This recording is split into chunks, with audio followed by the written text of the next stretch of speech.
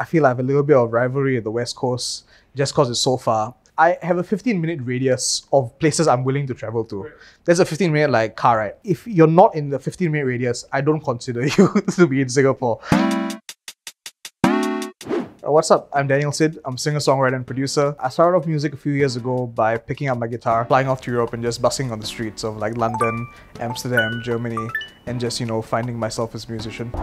How do I go on? Before coming back to Singapore and hitting the streets here.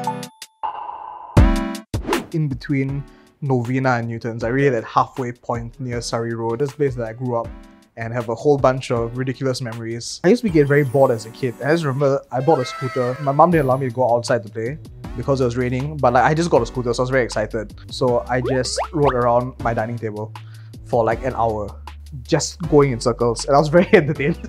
I was so happy. I was genuinely happy, and I started playing like this little game where outside my window there's a view of like a swimming pool, and so there's no one there, but I'll still wave every time I went by, just on the off chance that someone would see me.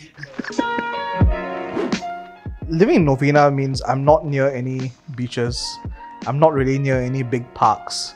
I never really had that kampong spirit. It was a little bit more isolated in that sense, but I felt that that's kind of what shaped me to be who I am, which is now when I write, I love like going to beaches to write. I love sitting in parks. When people ask me like, what do you do when you travel? It's like, yeah, I go to the beach, I sit in parks. There's no beach close to Novena. Like, for that reason, I love to travel. So I have books filled with songs and lyrics from just when I travel. A true artist. With every good musician, there's a good backstory.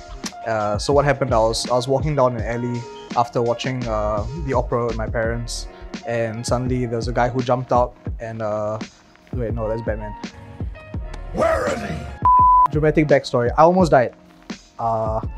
This is a true story. I almost died. I was in the hospital in the ICU for 1 week.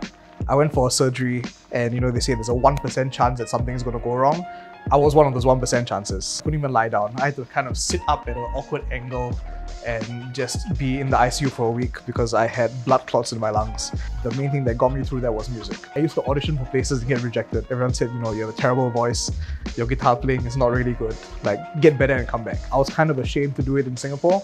And so while I was in that bed, I made that decision that I'm gonna make it and I'm gonna fly off to Europe and just start fresh there where no one knows who I am. I can grow out my hair, look like a crazy person, just scream on the streets without being judged, and then come back home and then start building my brand.